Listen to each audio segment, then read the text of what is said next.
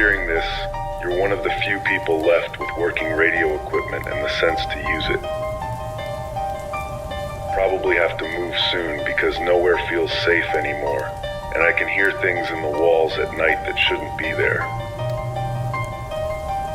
Let me take you back to how this began, because I think it's important you understand this didn't just appear out of nowhere. For months before the first rift opened, we'd been seeing signs that something was breaking down in contagion, but it wasn't a virus or a disease. Cities that had been relatively peaceful for decades suddenly erupted in riots over the smallest things.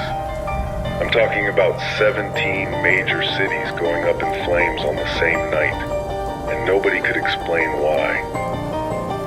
The authorities called it collective hysteria, blamed it on economic stress and climate anxiety.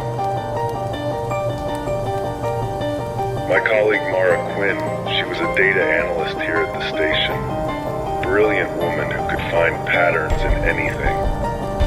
She'd been tracking what she called moral decay metrics, measuring things like violent crime rates, corruption scandals, environmental destruction, the kind of cruelty people were showing each other online.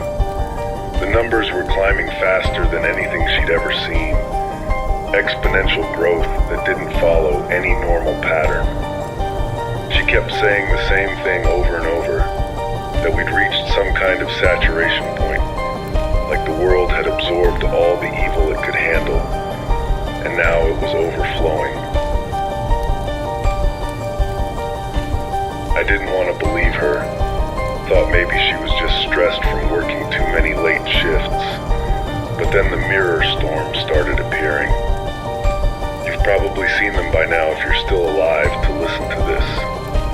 They show up in the sky like shimmering curtains of light, but they're not beautiful, not like the aurora or anything natural. When you look at them, you see things reflected back that aren't really there. Or maybe they are there, and we just don't want to admit it.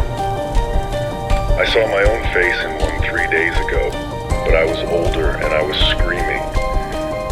And I could see in my eyes that I'd done something terrible. Other people reported seeing their worst moments played back to them, things they thought they'd buried deep enough that no one would ever know. Then came the night everything changed. It was 3 nights ago, just after midnight, when the first rift opened above the Pacific Ocean, people calling in from the coast in absolute panic. They described it as a vertical wound in the sky, like reality had been torn open by something impossibly sharp.